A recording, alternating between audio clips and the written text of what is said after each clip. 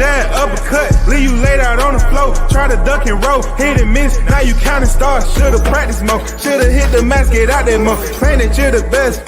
You gotta show me, son. Actions over words, baby boy. Is you real or what? Talking way too much, world come. Back sports, talking way too much, world come. Back sports, talking way too much, world come. Back sports,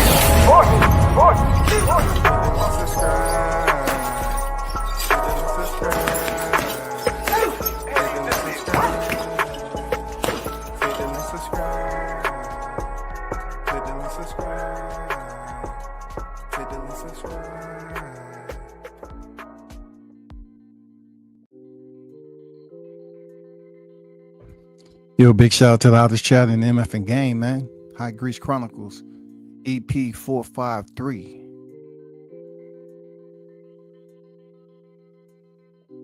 Salute to those in the chat. Mr. Gumbo, aka Grease, is in the building. What's good? Let's go WCS Hot Grease season. Absolutely. Big Blunts and Boxing in the building. What's good with the blunts? AB on deck. I see all y'all. So of course, this is one of those live streams where I semi-do a reaction. This is not a long time coming. I just been, sitting back watching and trying to get an understanding of who's gonna, break this down to the point where it really don't make sense and let it be known it doesn't make sense.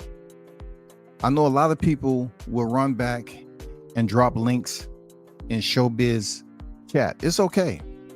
I'm not upset with this guy. I'm not. I'm seriously. I'm not upset with this guy.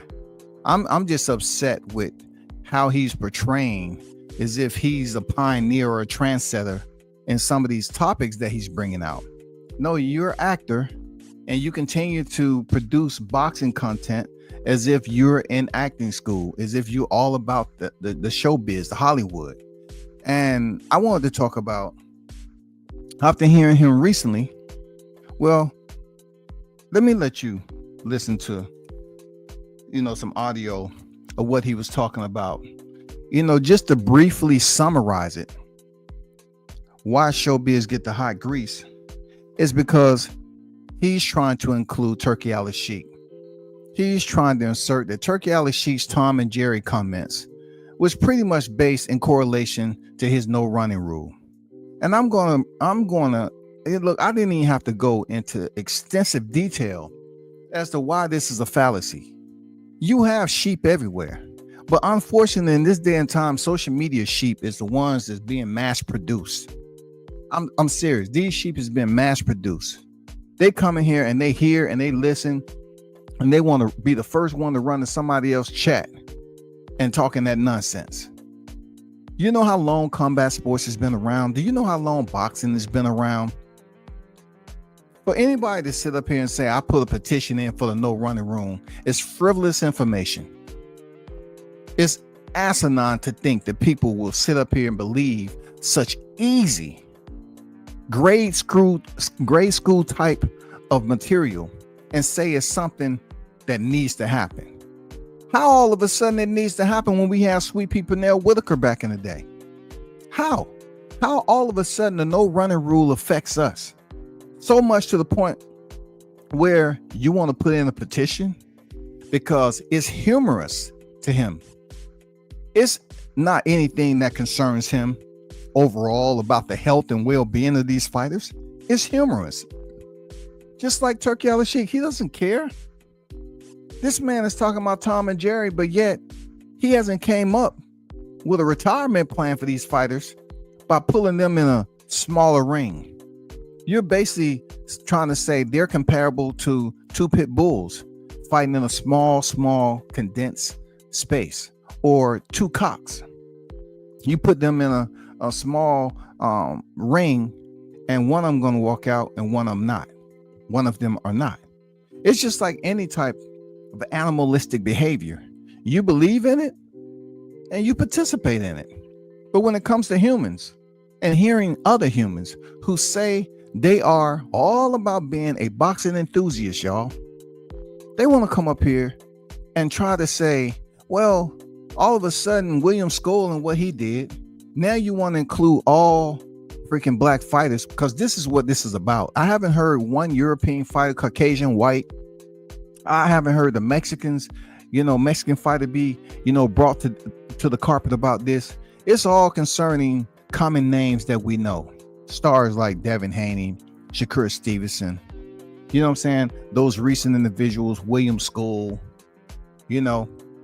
they want to somehow, in a sneakish way, say we're going to create a rule just for this boxer. If you're going to try to create a rule, the no running rule, well, guess what? You need to pay those fighters for using their namesake to motivate you to go out here and do something for boxing that you believe is going to be life-changing. Not in the way you think, but it's going to be somewhat life-changing for the consumers of boxing. Showbiz know damn well the boxing enthusiasts and consumers don't give a damn about the no running rule.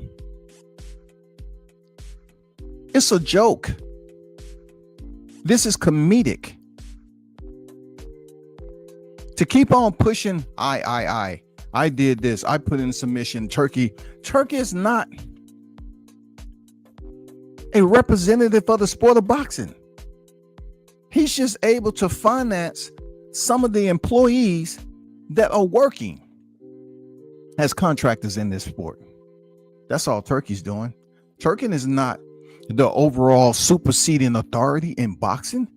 But when you get people like Showbiz that's up here putting together these clips because he has a team, which I have no problem with. Like I said, I'm happy for his elevation up out of here. But your thought process is distorted. Your thought process is too Hollywood. Your thought process is going to have people saying you're all the way sold out. Your thought process is going to have people saying, oh, he's willing to go out here and perform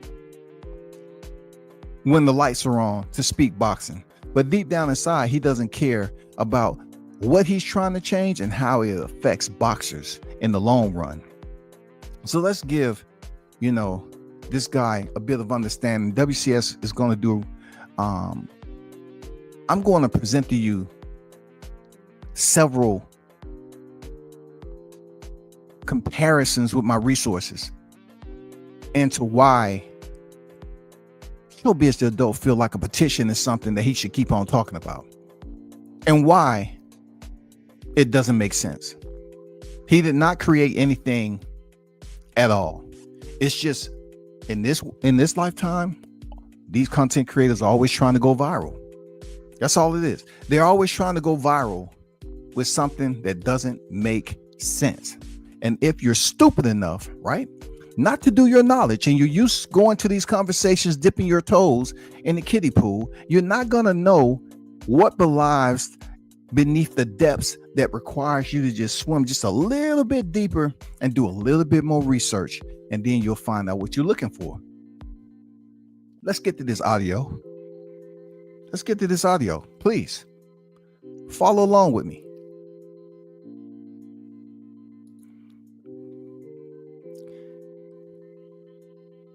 And this is Showbiz the adult content.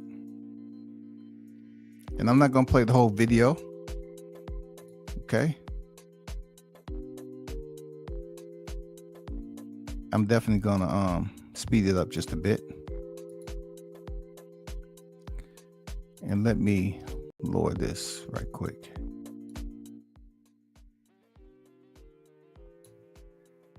Let's get down to it. Sheik's ex-post by saying this is why the War Room petitioned for the no running rule, as opposed to the smaller ring size, because of intentions. Jack Catterall and Harlem Eubank obviously had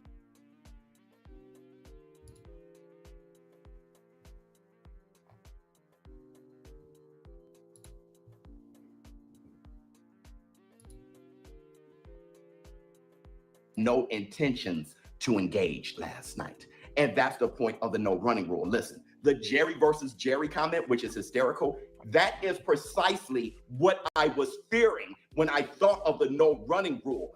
It makes no sense.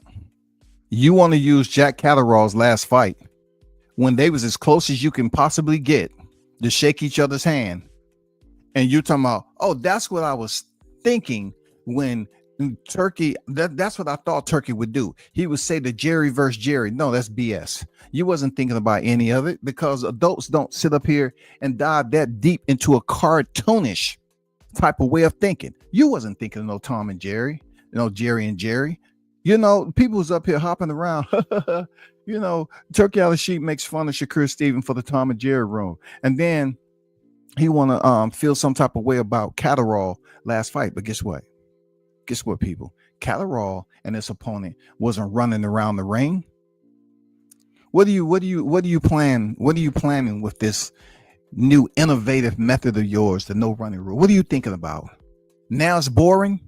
Because you're saying Catterall's fight was boring, but yet we want to emphasize Shakur Stevens and Devin Haney and William Skull being runners. So when you're talking about Tom and Jerry and all that, what was the reason for Catterall's fight not being entertaining up to your standards? I mean, make up your mind. Jerry and Jerry. Listen to what he has to say about that. I said precisely what I was fearing when I thought of the no running rule. I said it here. But on top of that, what I think people aren't thinking about, they're only thinking about if the runner is dealing with a slugger. What I'm thinking about is the possibility of a runner against another runner. What two William Skulls is what I'm talking about. If you don't implement this, you guys are only thinking about the runner versus the slugger. That is the dumbest, most asinine piece of information that I have allowed my ears to be receptive to, and I need compensation. You're trying to tell me within a boxer's resume, you can dumb it down there, Showbiz. You can dumb this down enough to where there's a percentage of runners versus runners on a resume, on a fight card, that will motivate you to make this stupid rule. Now you're trying to tell me the no running rule is for two runners. For two runners. So if you want to say, let's pinpoint and extract Shakur Stevenson's fight with Edwin De Los Santos. Edwin De Los Santos wasn't a runner. See, the sugar is not as sweet as people trying to make it. I don't know what you're trying to serve your freaking listeners, but you're saying runner versus runner, but yet you have no criteria to base that a fight is going to consistently face 2 to 3 to 4 runners consistently, to where your new implementation of the no runner rule is efficacious to the sport of boxing. God damn it, I can't make this. I can't make it up. How is this efficacious to the sport of boxing? There, Showbiz, you need to tell me.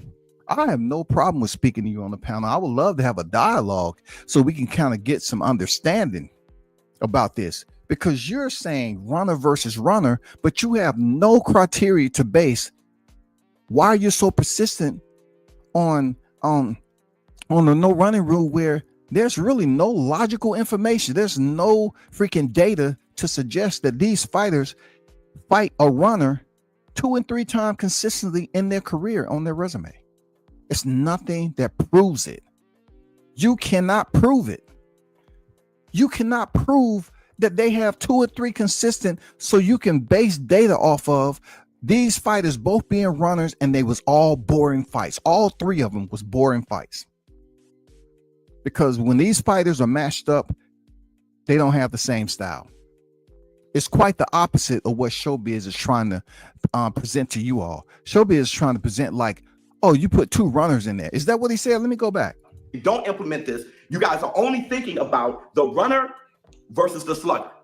And I'm thinking about the possible William Skull versus William Skull type of fight. That is crazy. That is crazy. William Skull comes in here and fight an elite face of boxing. That is absolutely crazy to think that William Skull is now being a part of some movement that people feel that's important. How is William Skull versus William Skull when that is something that we don't see often? If the man was told to have very minimal interaction with Canelo, supposedly, allegedly, or he was forewarned, why aren't you bringing that and presenting that to the people? Why are you trying to act like you're presenting a piece of documentation due to your deep logical thinking process, your critical thinking process, your troubleshooting? You're trying to prove to the people that you're coming up with something new This is dealing with evolution psychologically. Now, when it comes to breaking down the science, we can't add sweet in there no more. This is the science. Because when you have individuals like this that's trying to say, my thought process, you all was thinking about the runner versus a brawler. I'm thinking about William Skull versus William Skull. Come on, man. Come on, bro. Jerry versus Jerry, right? I was saying, dude, we could never get a possible Shakur Stevenson versus Devin Haney fight because the customer will see that as Jerry versus Jerry. But with the no running rule. That's not true. That's not true.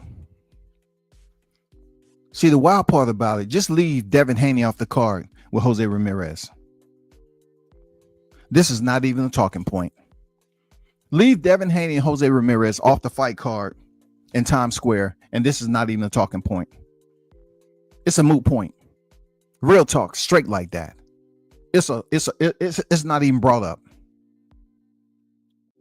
It's not brought up. You leave Devin Haney off the card. So let's just say that we're able to go back a little bit, just hit rewind. Did he fight Lomachenko like he fought Jose Ramirez? Huh? I can't hear you. Okay. Did he fight George Kambosos twice like he fought Jose Ramirez? Okay, that's 3 fights. That's 3 fights, right? Let me go on up to Regis. Did he fight Regis Prograis like he fought Jose Ramirez? That's 4 fights now. I don't know how many other fights do we have to go. What about Jorge Linares? That's 5 fights now. What about Jojo Diaz? That's 6 fights. 6 fights. When Devin Haney selected to go on his run. 6 freaking fights. Okay?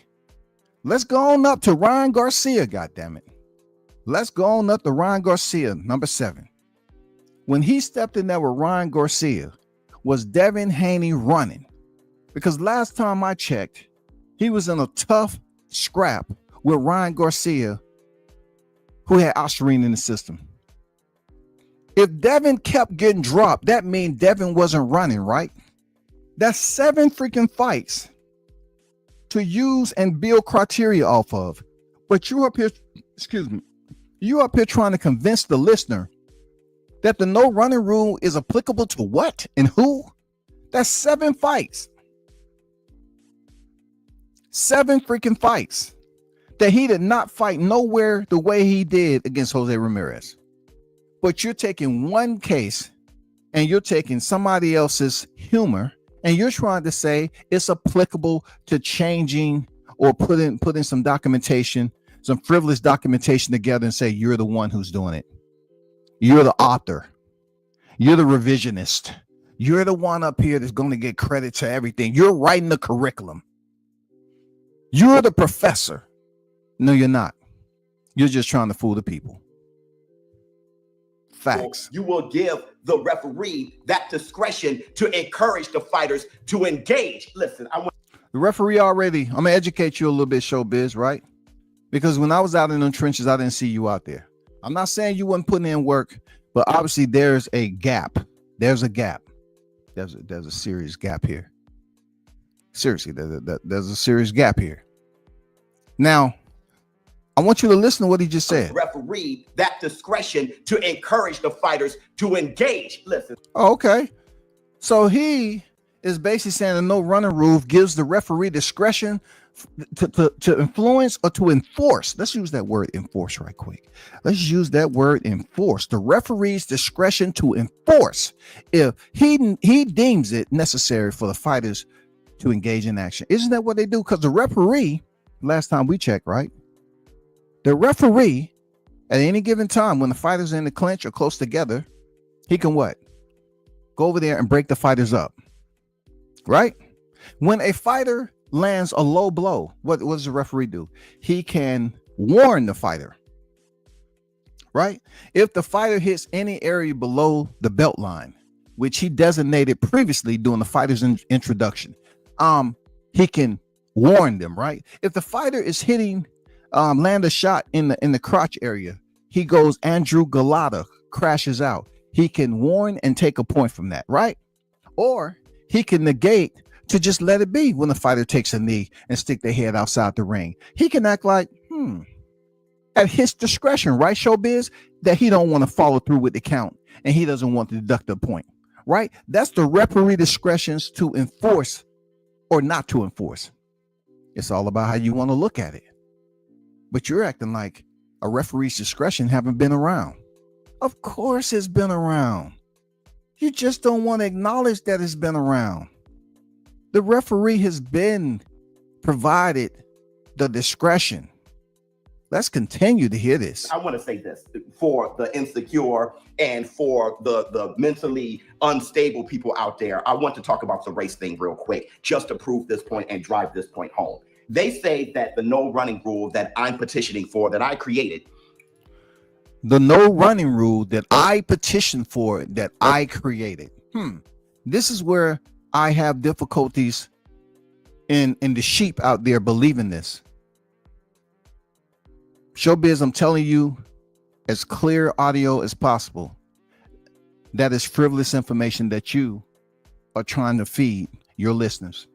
You ain't trying to. You are feeding it to them. And some of them are trying to retain it to throw your name around like it's something new and improved. No, let's hear this again. Is home. They say that the no running rule that I'm petitioning for, that I created. The no running rule he's petitioning for, that he created, makes no sense to petition for something that's already implemented. Yeah, that's why I have the ABA up there, American Boxing Association. See, they said if you want to keep a secret from a black person back in the day, all you had to do is put it in the book, right? Today, you don't even have to put the secret in the book for not only my people and whatever they was trying to say for white people, boxing, freaking fans, whoever, because they're not trying to read a book. They're just trying to listen. They're just trying to listen. They're not trying to go line for line and read anything. He said that he created. What did he create?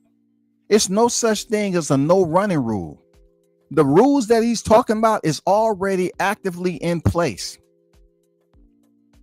This is frivolous, false information that he's trying to project out to the listeners as if it's something new and innovative. That is absolutely untrue. That is incorrect if you believe that he petitioned. Who did you petition? The boxing doesn't have a governing body. So you're going to go to a foreign entity and you're going to say, I'm requesting through my petition that you do something about the no running rule. So what he's saying is, every time Turkey comes over here, he is suggesting that Turkey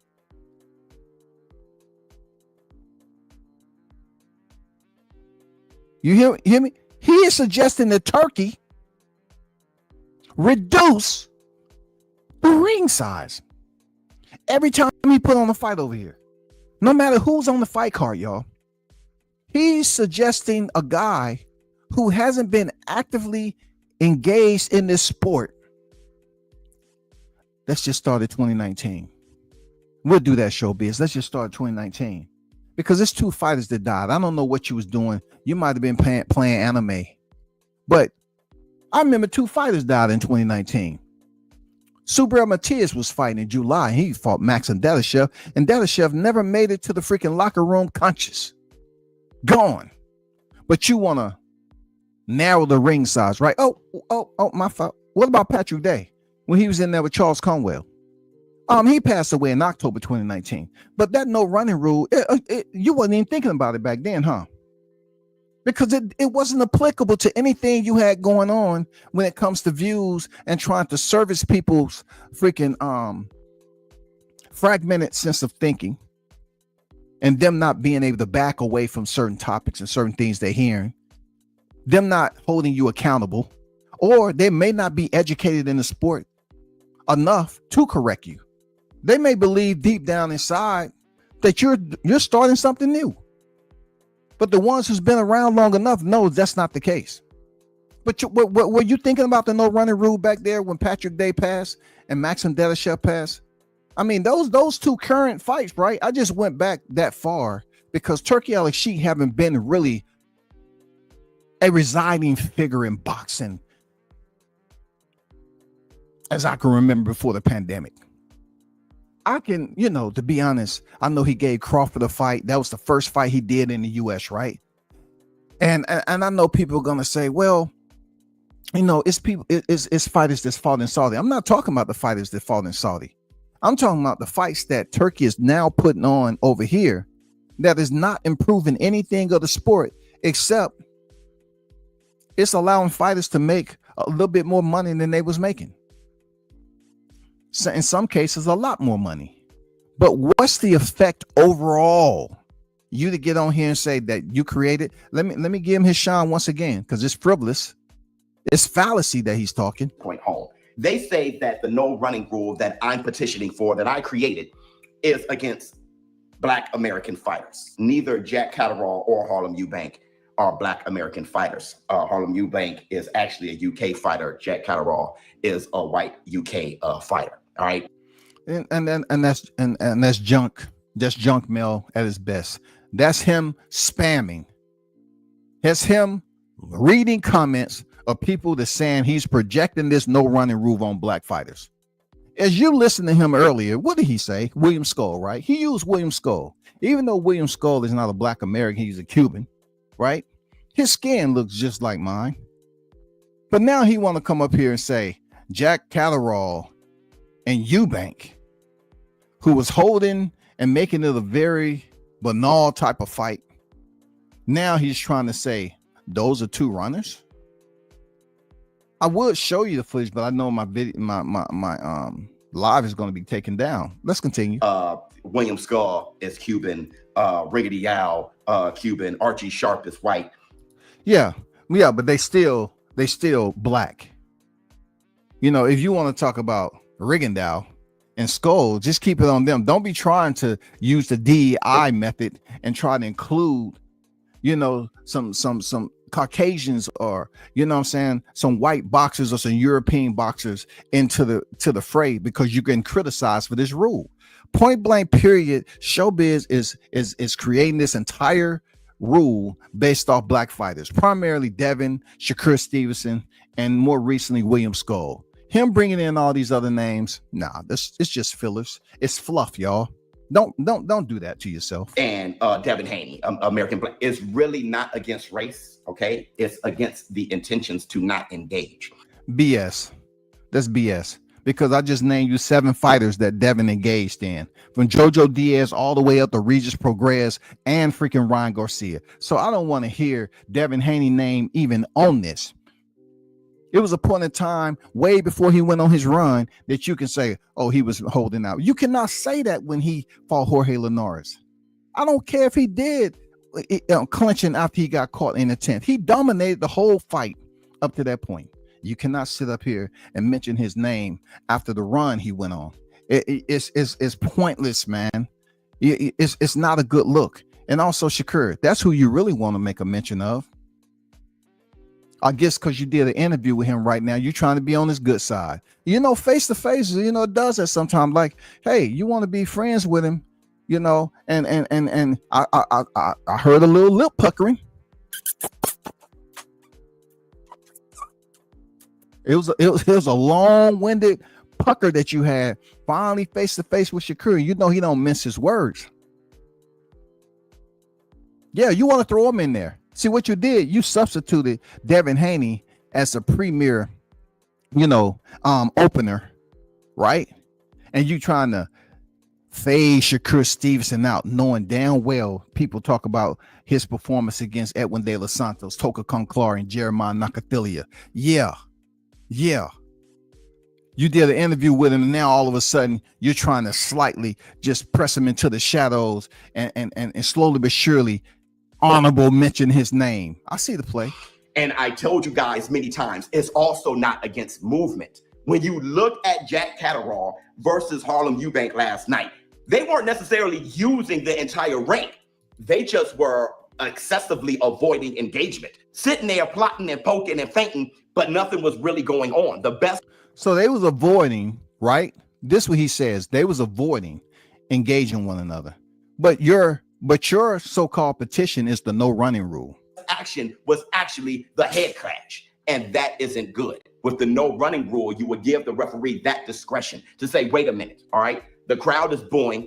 Fans at home are falling asleep. This is bad for boxing, and this is also bad for your brand. Jack Catterall responded to His Excellency Turki Al Sheikh's post by basically apologizing about the styles. It's about the intentions. Case in point, Roy Jones Jr. versus Lights Out James Toney. Both of them had slick counter-punching styles, but their intentions were different because the boxing culture in the 90s, that nobody was trying to avoid engagement, which is why there was a knockdown, and that fight was very entertaining. That's not true. I can go to Sweet Pea Pernell Whitaker, who was known for his defense, especially, looking at his first robbery against Jose Ramirez. We do remember that, how he was a tactician in there. Tactical brilliance when it came to his defense being his offense. Did very well. You can't say they wasn't movers back then. Of course they was movers. Did Tommy the Hitman Hearns look like he was moving when he was in there with them hitters such as Marvin Hagler? When he wasn't punching, when he started to gas, you don't think he was moving? Yeah, he moved just enough. You know what I'm saying? I mean, we can't sit up here and try to bring these names in here like the movers just start, to happen when Floyd did it. And look, I'm waiting for Floyd name to pop up. It was entertaining then, and it's entertaining now. The culture has changed. And what I'm trying to do, what the War Room trying to do, and what His Excellency Turki Al Sheikh is actually trying to do is to rewind the clock back to a culture where fighters weren't trying to avoid engagement. All right. He said they're trying to rewind the clock back to where fighters are not trying to avoid engagement. Wow. You are saying, I want to spearhead a movement to where fighters can be forced to engage. That's amazing. But selfish though. Very selfish. Let's take a look at this right here. Why is boxing called the sweet science? It's called the sweet science because it requires the fighters to be fierce, tactical, and have a certain amount of anticipation for their opponent's next move. It takes logic and science to be able to create an environment where it's all possible. Where it's all possible, y'all. Where it's all possible. That means everything's possible based off what you have in front of you. Right? Based off what you have in front of you. That is what makes it all possible. Because just like I just said, every fighter isn't the same. Every fighter is not the same. And when you try to implement a new rule and you act like you're petitioning someone who is on the outer skirts of boxing, just because he's willing to do it on the cards that he is putting together, cool. But no other promoter over here in the US have to abide by that. You're going to a foreign entity to say you're making a change that's only going to reside over there. If Turkey decides not to come over here for boxing anymore, that petition that you're running around here, you're trolleying around here, it makes nothing. It holds no weight over here. Also, Dana White doesn't believe in that. Dana White is not Turkey.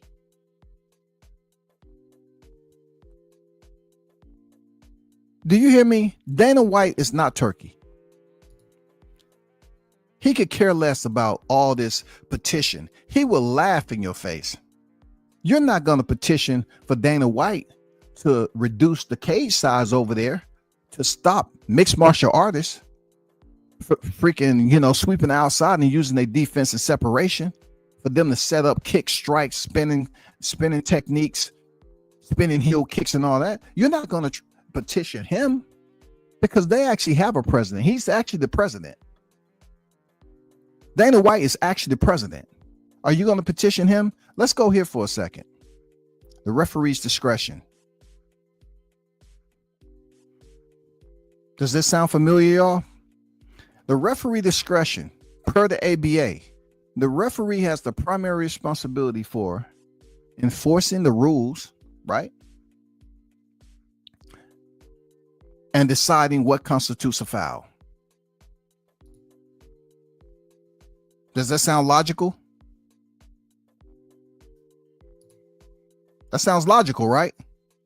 Penalties. Fouls can result in warnings, point deductions, or even disqualification depending on the severity and frequency. The severity and frequency. Unified rules. While some minor differences may exist between amateur and professional rule sets, the basic regulations regarding movement fouls remain largely consistent in the U.S., United States. And that's what I just said about him saying he's petitioning Turki Al-Sheikh like he is the president of boxing. What is his title anyway, Showbiz? Like you're petitioning a guy who's not even a manager, advisor, or promoter. I'm not quite understanding the whole entire purpose of what you're leaving out. Like you're leaving out. And it also says at the bottom, in essence, boxers are encouraged to move. Listen to Showbiz. Screenshot this now. You need to dive into ABA because you're not going to rewrite the ABA. You're not going to rewrite the ABA. In essence, boxers are encouraged to move.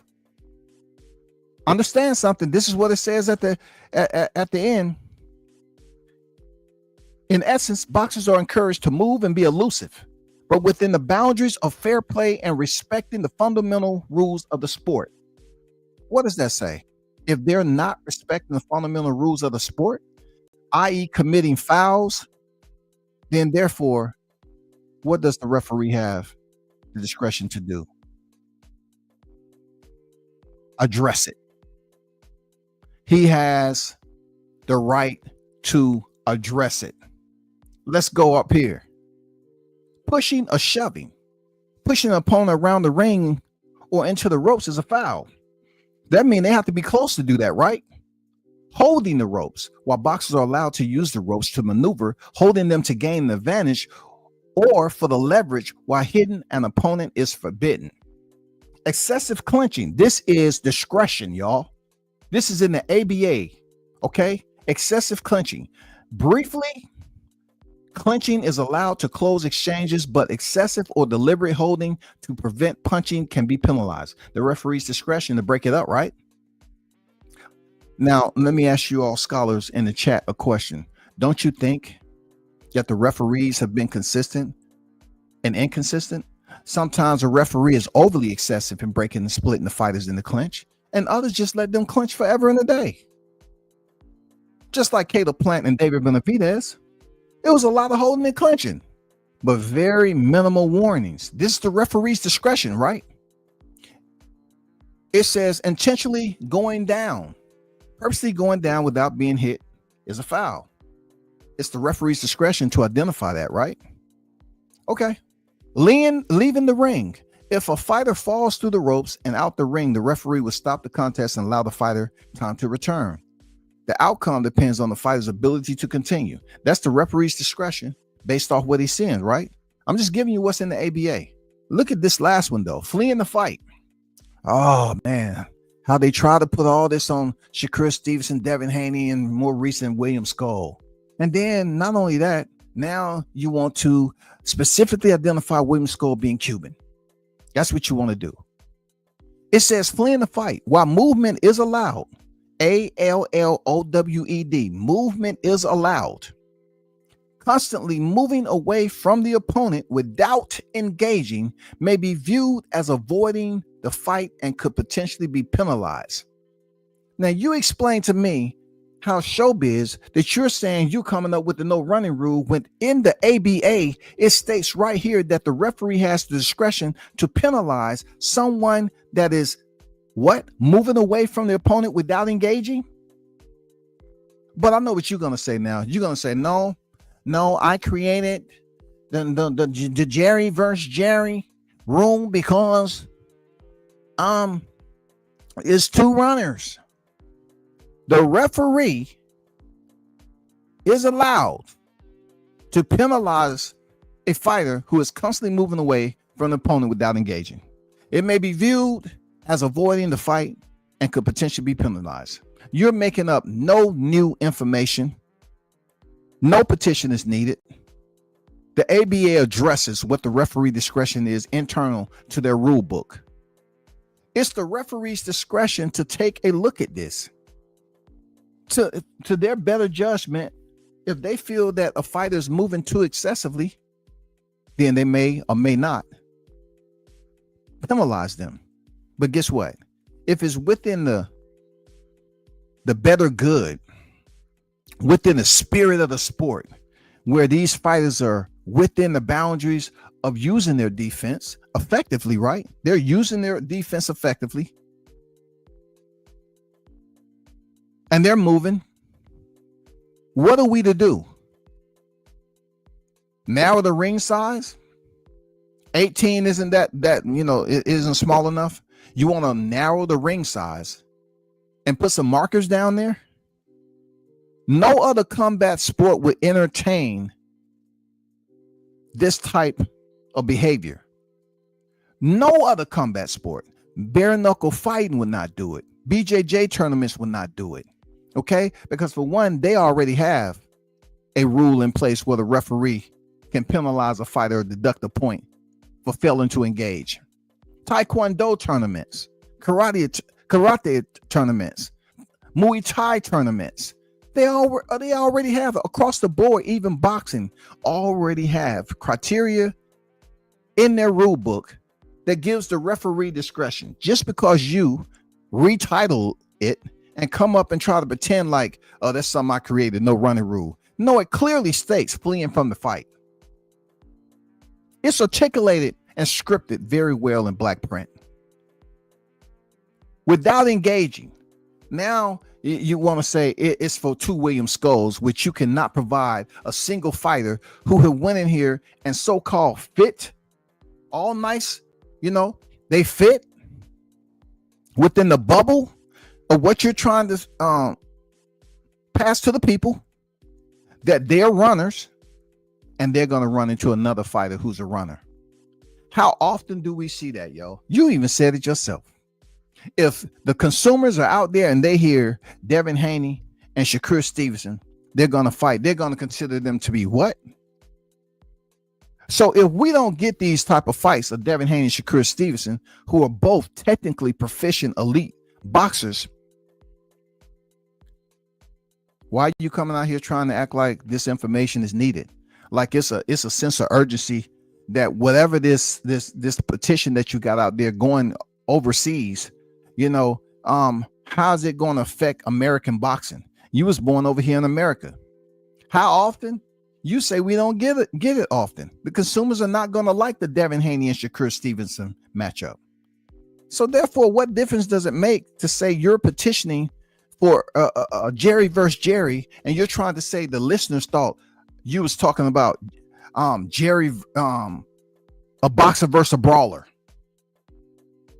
That's really within the science of boxing. If you really pay attention, styles are different for both fighters. A fighter mentally is allowed to make adjustments in the fight. Do you understand me, Showbiz? Fighters are literally allowed and permitted, authorized to make adjustments in a fight. It's not going anywhere. A brawler has been known to come into a fight and be a boxer. Sometimes a boxer is forced to be a brawler. So you have significant changes that play out naturally in the art of combat. You've seen it yourself. So that petition that you got is trash. You're trying to say that if you're trying to say WCS is out in left field with this, well, only thing I would say to you, you don't have to bring any content. You don't have to bring any criteria to me. But I would just ask you, what are you basing this criteria off? And how many years are you going back in the modern era to say this is my evidence that I have to present to come to my conclusion? Okay. I'm gathering evidence within the criteria or specific name fighters, however amount you want to do it, showbiz, 1, 5, 10, or whatever. You take those fighters and you break down their resumes within the fight, watching fight footage to say within these fights, there were consistent opponents that did not match well with this fighter. Then you're going to run into the dilemma where people are going to question, well, they have matchmakers. And matchmakers, a rule of thumb is you don't want to match two fighters that's going to stink the place up. That's what matchmakers are there for. Matchmakers are not up there just to be seen, just to be holding the title. No, when they go out here and match these fighters, they attempt to match them accordingly so it can be an entertaining fight. You're up here acting like the fighters are matching themselves to one another. You should be dealing and having a conversation with matchmakers. You haven't did it yet. I'm giving you some game. You should be speaking to the matchmakers, because without the matchmakers, how are you even coming to this asinine conclusion that a no running rule needs to be in place? If you talk to a matchmaker, they will answer all your questions. Just like they matched Devin Haney against Jose Ramirez. Was Jose Ramirez running? Just because Devin was sweeping and keeping distance? Was he running? Was he moving any more different than any other fighter who knows how to use defense and use lateral side-to-side movement? Was he running? And look, I'm going to tell you straight up, Shakur Stevenson, when he fought Edwin De Los Santos, wasn't running.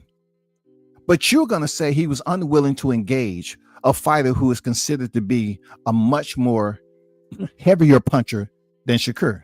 So what you were saying is, to your liking, Shakur should have risked it all and engaged Edwin De Los Santos into his strengths and just forgot about what his strength is. You should have just said Shakur should have just closed distance, bumbling around like he wasn't taught anything in the gym, throwing away the game plan, and just walk in there and try to brawl with a guy who can hit, who has more punching power supposedly than he does, instead of him pretty much sticking to his game of being defensively brilliant.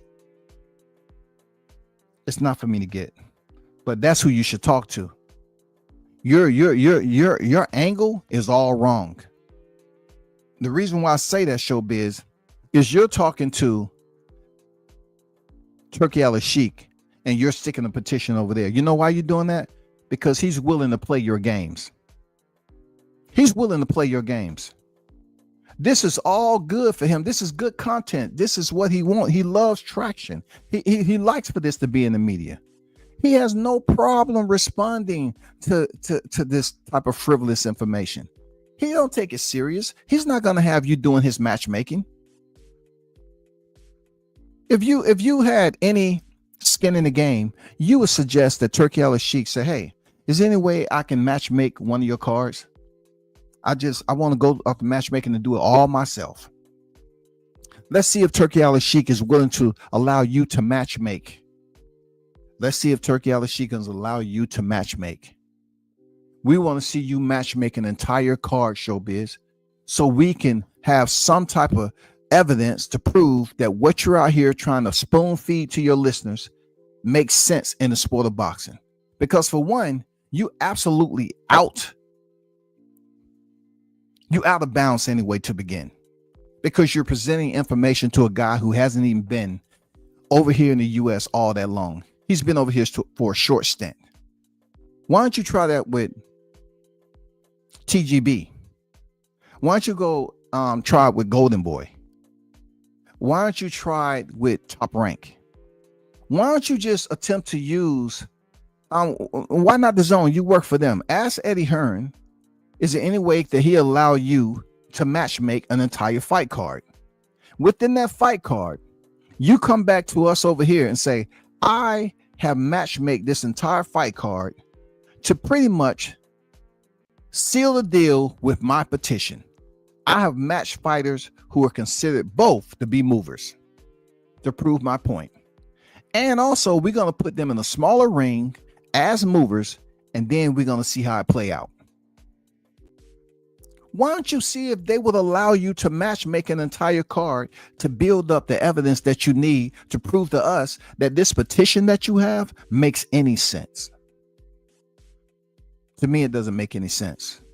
When I look at the ABA, it makes no sense to them either, because they have already addressed it within their bylaws, their policies, their SOPs. They already addressed this referee discretion. You want to put some grade school type of terminology, the no running rule. Come on, that's so basic, man. It's almost like a kid learning how to say their first words. It's like a kid getting out of the walker and taking their first couple of steps. The no running rule. Does fighters truly run now? If you're talking about an 8-foot ring, does fighters really run in boxing? No. The answer is absolutely no. Are you trying to tell me that the title that you have is supposed to be widely accepted and respected? Or should they take the no running rule as just humor, cartoonish humor, just like you go about in some of the reports that you put out, and just take it as a joke? I need some explanations. Nothing that needs to be done expeditiously, but I would appreciate if you just took a little bit of time to hear what I'm saying about this matchmaking deal. Because to me, you have no experience in matchmaking, but yet you're trying to do an overview on how matchmakers link up fights that to you, fighters are unwilling to engage because they're doing what's acceptable in the science of the sport. And that is, once again, let's put it up there for them.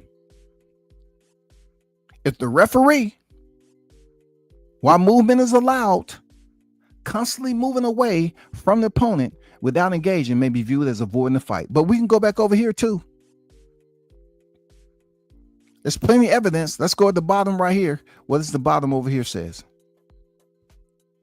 In essence, boxers are encouraged to move and be elusive, but within the boundaries of fair play and respecting the fundamentals of the rules of the sport. I don't know, where were you there, Showbiz, when one of the more recent deaths in boxing happened? You remember John Cooney, right? The Australian fighter that died earlier this year. You remember him, right? While you up here making these no running rule and you're trying to say that you created with no freaking matchmaking experience. This guy died February 1st, 2025. 7 days after he defended his super featherweight title. Yeah, died. He suffered an intracranial hemorrhage. And underwent surgery to relieve pressure on his brain. He remained in intensive care and ended up passing away. But you want to talk about the no running rule, which I find extremely selfish. I do. I find that extremely selfish to no end, because one thing you're leaving out when you're dealing with this so-called guy that has a lot of money that you don't, right? You're not asking him when he's shrinking the ring, can he please sometime in the near future implement a retirement plan, some type of pension for these fighters to get paid for the rest of their life once they decide to retire from the sport. See, that right there, I would have been in your good graces. I would have came in here and commended you. I would have saluted and said, hey, you know what? I appreciate what Showbiz is doing in this particular case. But what you're doing is just joking around. This is stand-up comedy. This is show business to you. And within show business, people are willing to do crazy things for certain moves. And I'm asking, if you're trying to do anything that people remember in the sport of boxing in the US, forget over there. He just started coming over here. I understand he's helping out boxers over here, but you have no experience in matchmaking. What you're trying to convince us of is this happens all the time. It just don't. This does not happen all the time. And unfortunately for the fighters that you're trying to use as examples, is selfish. Absolutely selfish. There's no ifs, ands, or buts about it. It's absolutely selfish, period.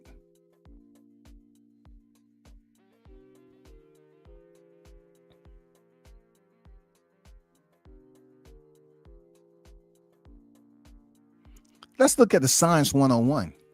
There are thousands of sports out there in the world, some even similar to boxing. In fact, they have two people fighting in designated places. That's combat sports most of the time, right? That doesn't mean every combat type of situation that plays out is going to be two people that's fighting one another. But you have karate, kickboxing, jiu-jitsu, taekwondo, wrestling, fencing. You know, all those other sports that requires dual type of mentality. But when you attempt to reconstruct a process for which you're restricting them from freely moving around to maximize their efforts to disrupt the rhythm of their opponent, that's not cool. You're thinking about something else that really is not in the best interest of the art itself. You're thinking more so just to be thinking out loud, just to do something to say you did it. Because with no matchmaking experience, that should have been plan A for you, Showbiz. You should have went up there and talked to the matchmakers and got an understanding as to the process on how they go about matchmaking for that specific promotion. Once you figured that out to a point where you can start a grading scale of criteria, then you should have ventured out and try to collect the names of multiple fighters where you can go up here using deductive reasoning and formulate a conclusion as to how the no running petition will somehow help U.S. boxing. If you can somehow convince people that over here in the U.S., with your matchmaking and months that you've spent talking to matchmakers, and now you have a pretty good idea on how it all works itself out. And you went out here and gathered criteria on fighters who've consistently had those type of opponents. The opponents that was pretty much synonymous to their own skill set. You haven't did that yet. And you're not going to do it. Because when it comes to matchmaking, it doesn't work that way. It doesn't work like that. They're trying to make money.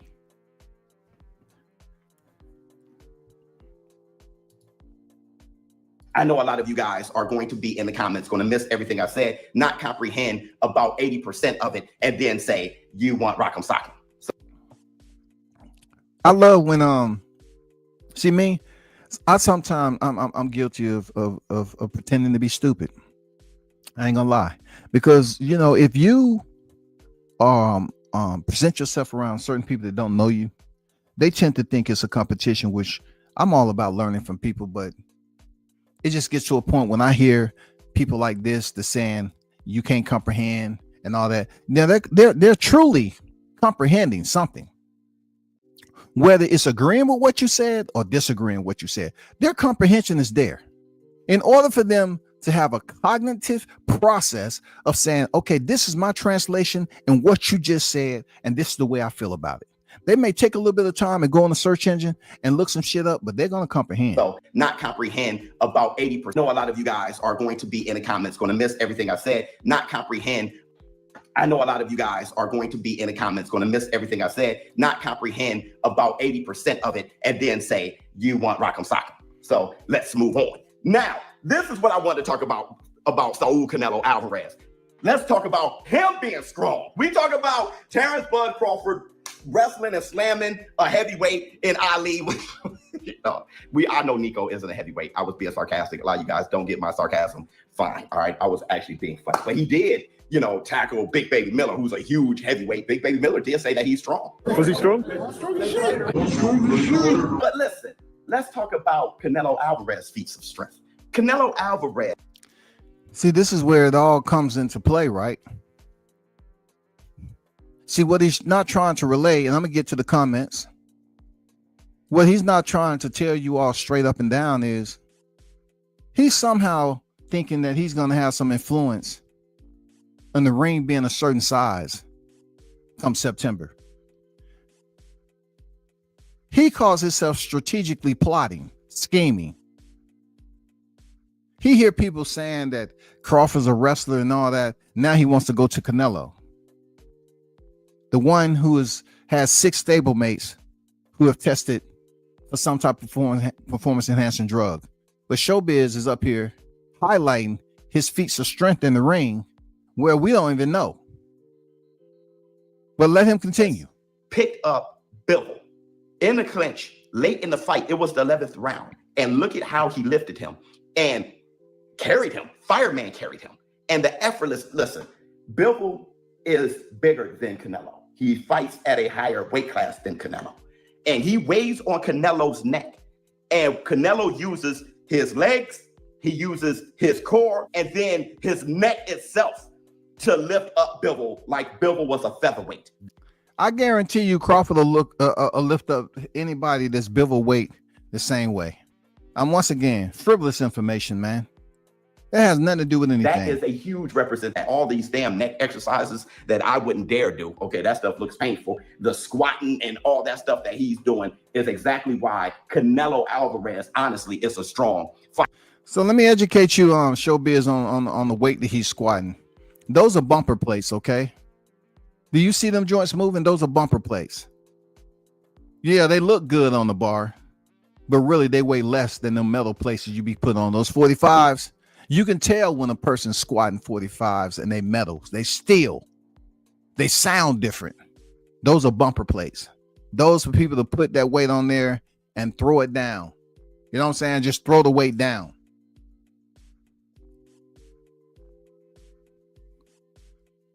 He tried to do it again with William Skull. William Skull shook out of it, but he is a bull. Listen, Terrence Bud Crawford is strong.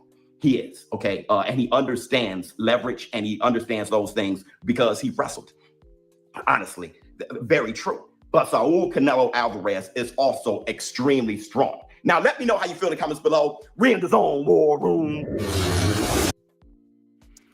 We don't need to let you know, man, because at the end of the day, the petition and the comparison of, you know what I'm saying, Canelo Alvarez, Terrence Crawford, they both have strength in their own, special way. But that wasn't even the reason. The hot grease for you, Showbiz, is your lack of research to speak on a topic that you believe is going to change the sport. And how you're doing that is trying to convince the people that going to Turki Al-Sheikh and have him reduce the ring size. The ring size has been reduced. This is not the first time. The ring size was being reduced before you even began to talk about this. That petition that you talk about makes no sense because it's already in the ABA rules. Oh, I forgot. You're not going per the ABA rules. You're going over there where really we don't understand what the rules are. We have people getting up and talking to the judges. Maybe you should speak on that. We have people that's going talking to the ringside. We have people, they have fighters who's an ambassador going up here earning the draw when they should have lost the fight. But you're not talking about that because employment is your primary concern. I get it. But please do us a favor if you're going to present these petitions. Just do us a favor and understand that there's a lot that goes into understanding the Gerald McLeans and Pritchard Colognes. There's a lot in understanding those individuals that lost their life in the sport of boxing. Those individuals that you don't know are from different countries that lost their lives that you don't speak about only because there wasn't a well-known popular fighter that was over here in the U.S. Like I said before, I don't know when you decided to draft up and scribble on a sheet of paper and talking about we coming up with the no running petition. The no running petition and trying to pull this off over there is just as comedic as Turki Al-Sheikh talking about Tom and Jerry, to be honest. There's no difference.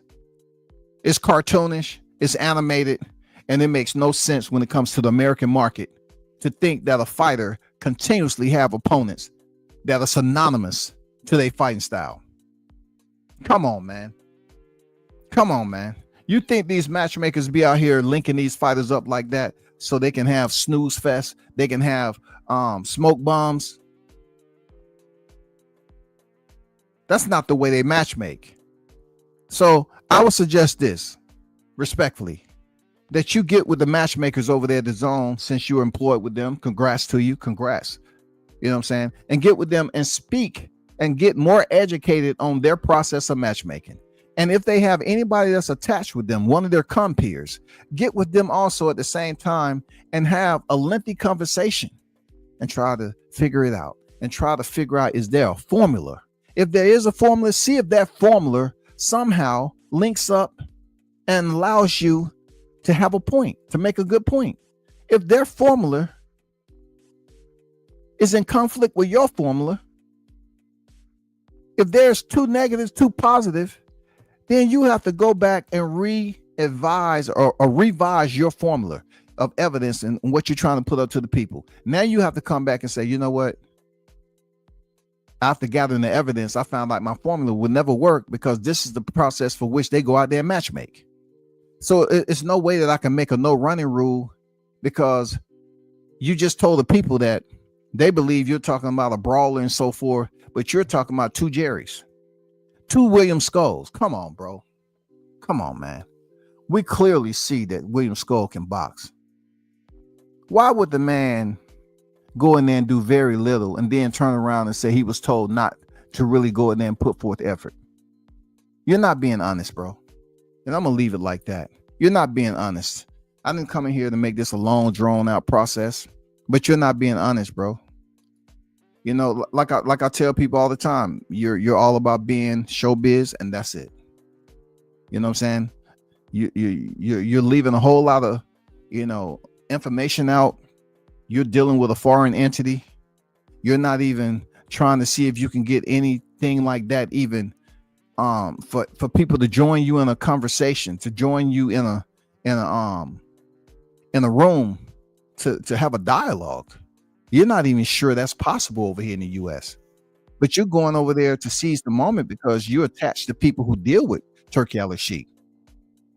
Turkey thinks this Tom and Jerry stuff is laughable. And then he says it's Jerry to Jerry. You come behind him and say, now all of a sudden you're talking about, oh my God. That's exactly what I was saying. Jerry and man, get out of here, bro. Come on, fish out of water. You be flip-flopping everywhere. But continue to be successful, man. Let me get to the chat. Continue to be successful. I'm no way, shape, or form feeling some type of way about showbiz on a personal level. This is just boxing. Continue to be successful each and every day, man. Shout out to BG, man. I don't like how he accuses snack fighters, but defend actual cheaters. Facts. You know, I only have a certain period of time with this live. I just want to specifically, you know, zoom in to what he said about this frivolous fallacy of a dang no running rule petition that he submitted, and supposedly, you know, we don't even know where that petition is going because the sport is non-regulated, right? Boxing is not regulated. So what does it care? Submit a petition to the UFC and see what happened. Dana will laugh in your face while he's eating, and whatever he spits on your face for busting out laughing, you just got to suck it up and deal with it. Come on, man. Shoot him. Shoot the president of the PFL. Shoot the one championship president. Shoot him a freaking petition of a no running rule. Look, your stuff is going to be left unread. Unless it's face to face, they're going to leave it unread. Come on, man.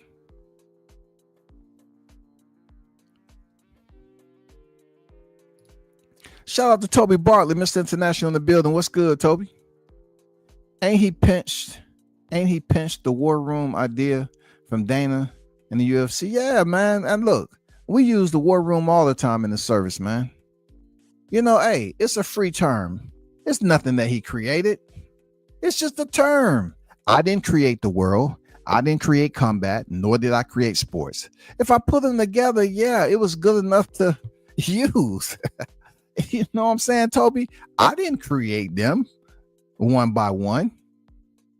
It said they get stale and very and need new ideas because they see their numbers drop. Absolutely. Yeah, for sure. The weekend card would be nothing without Shakur versus Cepeda.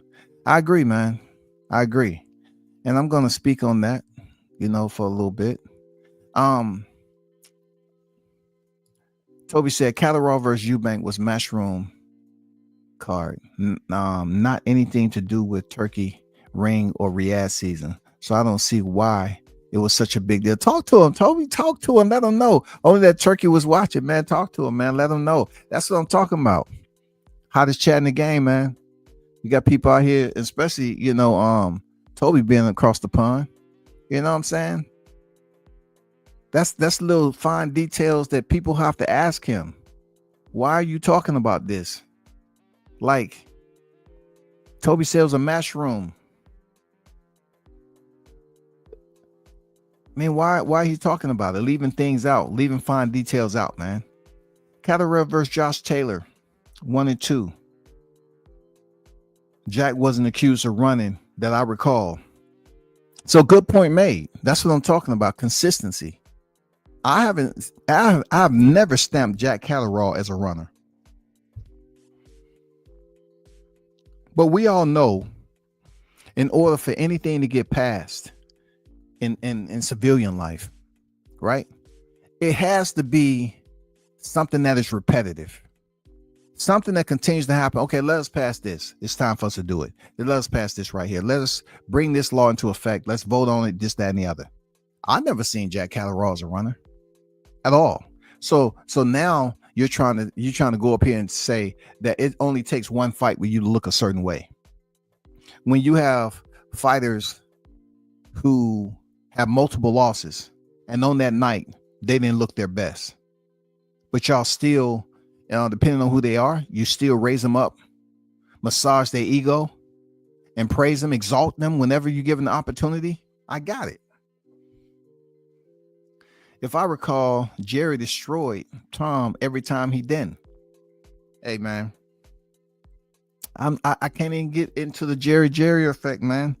For Turkey, he's the one that said the Crawford and Canelo fight was off just to see the reaction. It's puppetizing. I just don't say puppetizing for no reason. I don't see hocus pocus for no reason. That's exactly what they do to us, man. Hocus pocus, man. Facts fleeing the fight is the no running rule already. I mean, come on there, BG, man. What does fleeing say? So-and-so flee the scene. They're leaving. If it's on foot, or if they're moving in a vehicle, if they're on a bicycle, a unicycle, a pogo stick, a scooter, a skateboard, they're moving. In this particular case, fleeing means you're moving. In the case, you'll be using your left and right. It's already in the rule book. It's the referee's discretion to penalize the fighter. This no running stuff is just, man, it's just for convo, man. It's just for conversation. I wonder if SBIZ got in the ring, would he stand there and go punch for punch, or would he take the more elusive approach to boxing? Man, you ain't never lied. Great question, man. I'm not even trying to make it a what has he done as far as boxing. I'm speaking more so on the surface, for which he's trying to report to the people that he's creating this petition that he proudly says this no running rule petition. And that has nothing to do with the U.S. He's trying to present that to Turkey to reduce the ring to 18 is selfish. You got fighters out here risking their life, blood, sweat, and tears. And freaking, SBIZ up here talking about, I want to reduce the ring size. No, are you trying to start a union? So when these fighters retire and they have pugilistica, or they have TBI, some to that extent, are you going to be there to help them pay for their bills, get food, help them out with groceries, care packages, provide them with a monthly stipend for them? No, he's not doing that. No, it's all about getting the views. It's all about coming up with some information that can be considered circus act. Shout out to Neezy in the building. What's good, man? You already know. Salute to you, bro. I really appreciate that retirement package push. Great idea. I mean, why? He got all the money. Why not? Why isn't anyone telling him if he's over there? And I always say this about showbiz. I say he elevated. I'm happy for him, man. He elevated from the YouTube community. He's still able to frequent the YouTube, but he's on the zone now. So if you dare, stop with the antics, bro. Come on, man. Come on. If you're trying to sit up there and get in the good graces and you know what they call that, what you're doing there, showbiz. I ain't trying to say you are, but you puckering up real nice, man. Chapstick and all. I mean, if you trying to, ask Turkey with all that money, can he set a fund aside? Could he set some type of funding up for these fighters that's fighting for him, that they can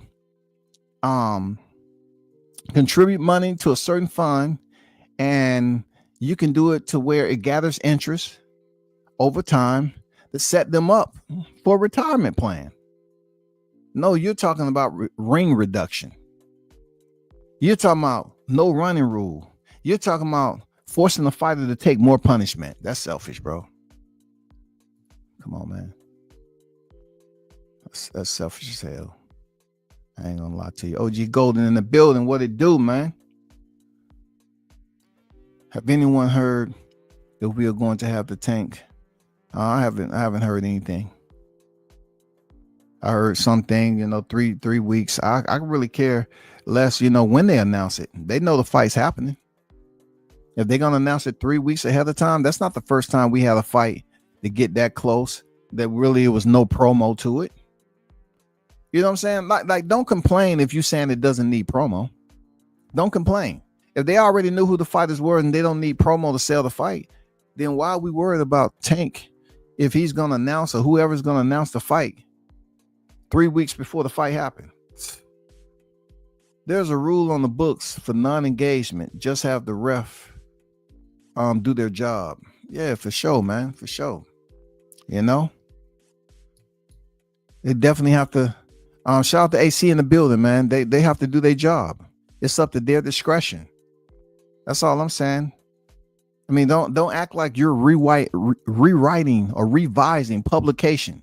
Don't act like you're amending information that's already there. You're not. You're speaking over there to Turkey Al-Sheikh, who does his own thing. He want to have concerts. He want to put a tweet out and say, "Hey, we're gonna do something different and absolutely have the ring shrink as long as the fight go on." And then they say that crap at the press conference. He say, "Well, to be honest, I don't think that was that was just figuratively. It wasn't literally." I mean, he put it out though. Now you have people repeating it. What you're gonna have a blow up jumpy room, a ring in there, where each and every time you reduce the air or something, and it's holes in there, and you bring the corners closer together? No, man, that's circus type talk. If you want to stick to the petition of no running, have Turkey continue to do it. Continue to communicate with him. Work from 18 to 16 to 10. Down to a phone booth, and see how many fighters going to be willing to step in there and be on that fight card. And now this is what I want to talk about with the presser. The presser was on a whole nother level of chaos for a minute. I ain't gonna lie to you. Edgar Berlanga being the hometown guy, I mean, he pretty much did what he's supposed to do. He caused chaos and confusion. I don't feel no type of way about it because it's boxing. But Edgar did what he was supposed to do.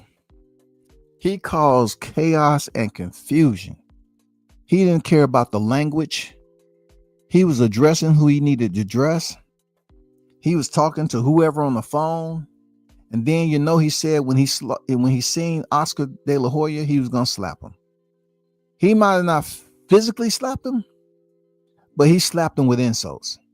And look, to my surprise, being that Oscar never had a personality as a fighter, I guess all that is full circle right now because Oscar stayed standing. He stayed engaging with him. He talked about Edgar, who was saying, "Hey, you're my stripper. You my stripper." He was throwing money at him, throwing wigs, panties. I think he basically tossed a sex toy over there. He was absolutely disrespecting Oscar, yo. But Oscar said, "Hey, show me your Puerto Rican birth certificate. You're not Puerto Rican. Win a world title. Win one world title and talk to me. You can talk to me then. You haven't did any of that." But to Edgar's mentality, Edgar's probably looking at it like, "Hey, I'm going to sell this fight." But to me, he was selling it to the wrong people. He did sell it all the way through. He talked crap to freaking Hamzat. I'm telling you, his mouthpiece, man. I was laughing what you were saying, Edgar. Edgar called him a giraffe. When Hamzat Shiraz was talking, and I know that's AC's guy, man. I don't know if he's still your guy, but he was playing Jurassic Park music, man. Come on, creative, man, creative. Man, I ain't gonna lie, that was creative, bro. Me and him on the same wavelength when it comes to shit like that. Shout out to Edgar, man. He was playing Jurassic Park shit, yo. He was playing Jurassic Park music. He said, "I'm gonna touch that chin, that giraffe neck." Man, he sounds straight like he's an NY dude, man. It was hilarious, bro. I'm not gonna lie, but I commend Oscar for standing his ground and talking his trash, man. Real talk. You know, Oscar, you know, a freak outside of him, you know, in his retirement. That's his own personal life. But Edgar did what he's supposed to. Now for Shakur talked this trash. Shakur Stevenson talked this trash, man. You know, it wasn't as animated as Edgar. Edgar, man, he don't say a lot doing his lines, but what he does say was hilarious, man. He was throwing money at Oscar, yo. He said, "Be my stripper." I mean, that's some disrespectful stuff he was doing, man. But it was funny. I'm not gonna lie, man. I haven't seen a press conference like this, you know, like this much humor when a fighter that's on the card was able to go at his opponent briefly, but yet a freaking promoter like Oscar De La Hoya. I mean, the disrespect was real. Shakur Stevenson was disrespecting Oscar. Edgar was disrespecting Oscar. I mean, the other fighters was there, but they wasn't there, man. I mean, Shakur was addressing people in the crowd. Edgar was addressing people in the crowd. He said, hey, man, turn up on them fools over there. Hey, man, Edgar was full blown, dog. I hope you win, man. Seriously, I hope Edgar wins, bro. With all that he did today, please don't go in there and take a L, man. Please don't go in there. You can't, after every, like, you bought a Louis bag up there, man. You did everything. You pulled out the wigs, the panties, the toys. You pulled out money. You made it rain. Look, old school term. He made it rain on Oscar. He threw money. I don't know if it was prop money or real money, but he was throwing money at Oscar. I'm pretty sure it was prop money, but it was disrespectful. And, you know, at the end of the day, man, him and Hamzat did a face off. You know, he put his fist up to Hamzat's jaw. I was looking at Hamzat's jawline. He might, you know, he said he had a giraffe neck, but Hamzat's jawline, man, I don't know. It looked like he got some titanium plates in that jawline. I'm serious, man. You know, Hamzat wasn't playing around, man. Hamzat was locked in, calibrated, and ready to get educated. God damn it. He looked like he ready for the fight. It's certain things, like, believe it or not, certain things that may be overboard to give a fighter a lot more motivation than they had initially. I think that's what's going on with Hamzat, man. Hamzat was locked in, dog. He was locked in. Edgar used a lot of energy, bro. But he sold the presser, man. He sold it hands down. Edgar sold the freaking presser. like I said, Shakur, kept arguing with people here and there and wanna, brothers have to get out of this betting. Boxers in general, stop betting people. Because Oscar told Shakur he didn't have enough money to bet him. And he's probably right. Stop betting people money, bro. Just go out there and make your money and keep it moving. Just get more content to your trash talking game. Like, I don't know who, Edgar, that's his personality, bro. The way he was trash talking up there, man, that was creative. It was hella funny. I ain't gonna lie to you, it was hella funny, yo. He called that man giraffe neck. He playing Jurassic Park while he was speaking. Straight disrespectful. Straight disrespectful, dog.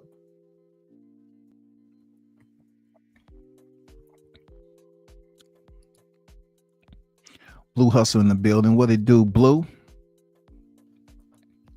Hey, man, I'm going to drop the link for a little bit, yo, and see what y'all have to say. If y'all don't have much to say, then cool, but just want to see what y'all had to say. Get your input, your take. It's been like an hour and a half. You feel me?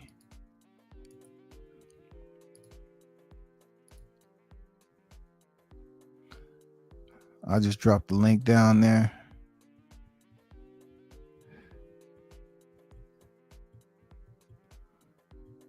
Got WCS begging Edgar to show up. Yeah, he need to show up, because what I seen in Hamza's eyes, I seen Hamza straight up locked in, man. What it do? What BG up, on deck, man. What's up, bro? What's good, man? What's good, AC? How you feeling, man? Man, Go ahead, BG. I'm turned up for this fight, man. Yeah, man. That wig was hilarious, bro. Man, it was hilarious, dog. I was laughing. I mean, when he said giraffe neck, and then I say, man, I'm waiting, man. He said he was gonna slap Oscar when he see him. And then, sure enough, he went in on him, man. That was classic. I ain't gonna lie, that was a classic. Yeah, that got me pumped up for this fight more than I was. And Shakur, he's laser focused, bro. He looked ready out there.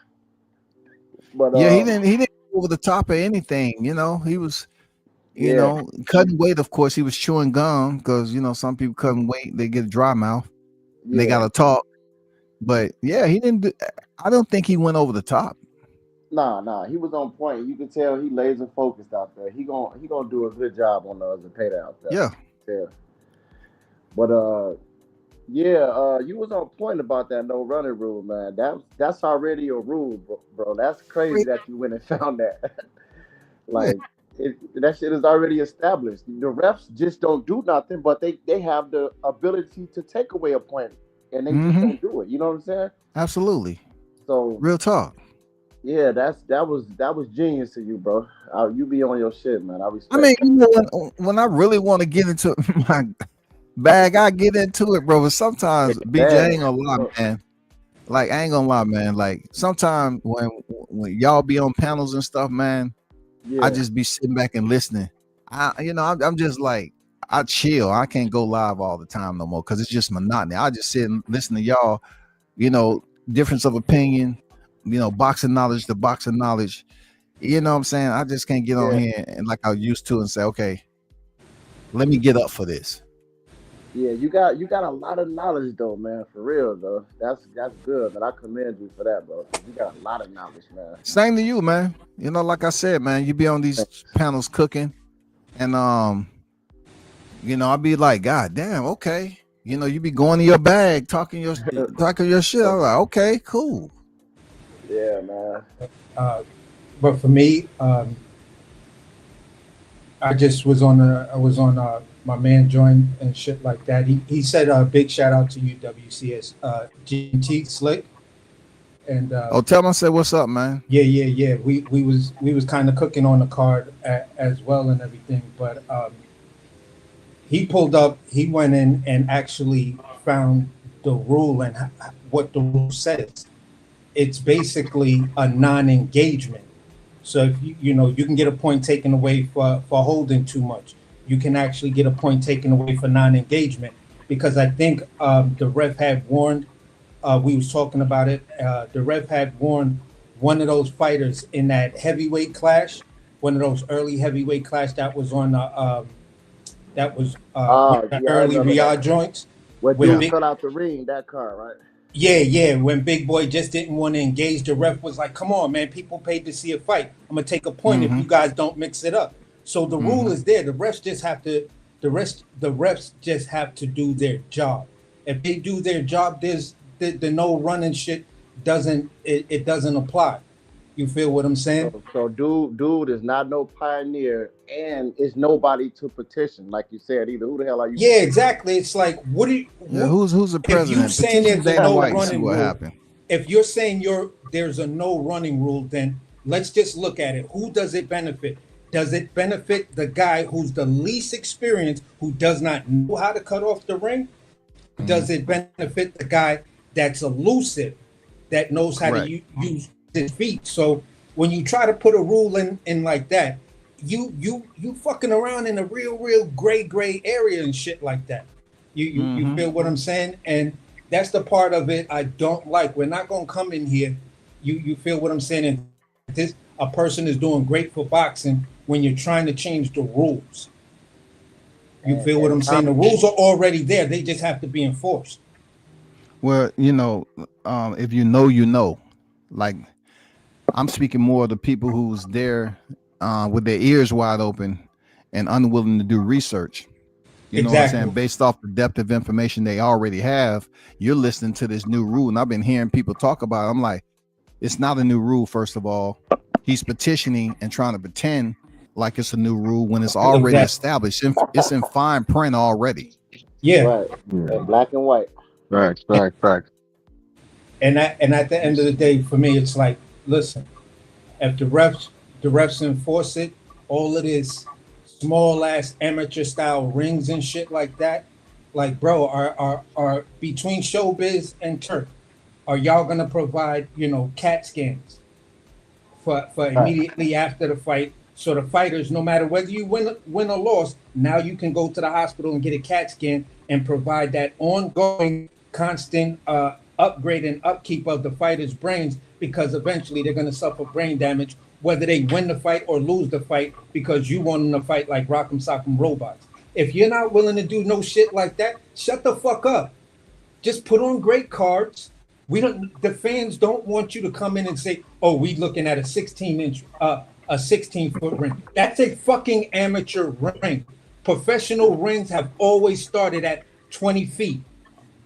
And to be honest, like Tom and Jerry outsmarted Tom every single time. So like that's really a dumb comparison. You know what I'm saying? That's like a big group, and they're getting traps set for him all night and still lose every single time. Exactly, because now you're talking, okay, Tom is bigger, but does Tom know how to corner a mouse? You're not a great mouser. If you were a great mouser, Jerry would be dead. There would be no cartoon the first couple of seconds of the episode. Got him. Done deal. All right, you getting blew up. Get this first. You feel what I'm saying? So again, you want to reward Tom because Tom is not a good mouser. And that's the bullshit of it. Jerry know how to move. Jerry can outsmart you. Jerry could set you up, put you in a trap because you chasing him. Exactly. That's the sweet science, bro. Well, now, when you look at a William Scott performance and you look at a Devin performance, I see the criticism. But somebody else could cook. Go ahead, Blue. Man, the presser was hot. You know what I'm saying? I like the presser. I like how Shakur was, talking this shit. You know what I'm saying? And putting it out there how he felt. Going back and forth with the fans and this with the fighters and the promoters. He was just doing his thing. I liked it. I liked it a lot. Same with Edgar Berlanga. He's doing his thing too. It was good. And one thing I will say is, I think a lot of people trying to say, "Oh, Shakur, he's just talking." No, he's not talking. You could tell there's a difference. He's talking with confidence. He really did. From my opinion, it looks like he really did go out there not go out there, but you know, he really did put in the work to do what he needed to do, because it seems like he just has a different kind of confidence about himself right now when it comes to this fight. So I Right. think That's he what is I going to feel be able too. to go out there. I think he is going to be able to go out there and actually get a KO. If he gets a KO, it's to the body. It's not to the head. He ain't going to do no crazy ass, crazy. Let me stop cussing. But he ain't going to do no crazy stuff. You know what I mean? He ain't going to go out there. It's going to be to the body, that if he does get a KO. And if it, and I predict a TKO too. You know what I'm saying? Either or. I'm okay with what. And if it goes the distance, I'm okay with that too. But I'm saying that I do see that I do believe that he's going out there to make a statement, and I think he's gonna be able to stop this man. He's gonna be able to hit him with something that he don't Damn. anticipate, wobble him for a TKO. That's what I'm getting at. You know what I'm Hey, saying? It ain't Blue. gonna be no. Go Yeah, ahead. go Go ahead. ahead, man.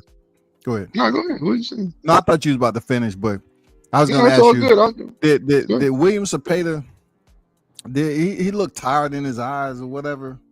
Do you? Dude For look this like an for old young man. Yeah, he who? looked like an old young man, didn't Yeah. Yeah. But you know what? It don't matter. You know, he knows that he's in a real fight, and he got to go out there and perform. That's what it is right now. You know, just like Shakur has the same thing. Shakur's in the same boat. You know, so Shakur has something to prove, just like Cepeda has something to prove. But what I'm looking at is, you know, Cepeda has to go out there and do punches and bunches and just hopefully hit him something where he can basically make Shakur realize that, you know, hey, like, I came to fight. That this ain't gonna be no easy fight. So I'm here in front of your face. Let's do this. So, you know, I'm not gonna sit there and say nothing, you know, this Zepeda doesn't have a chance, but he does. But at the same token, with Shakur's skills, I believe it should be nothing but a goddamn how do I say this? But a put ass to, you know, put belt to ass movement right now. You know what I'm saying? I believe in what Shakur's saying. So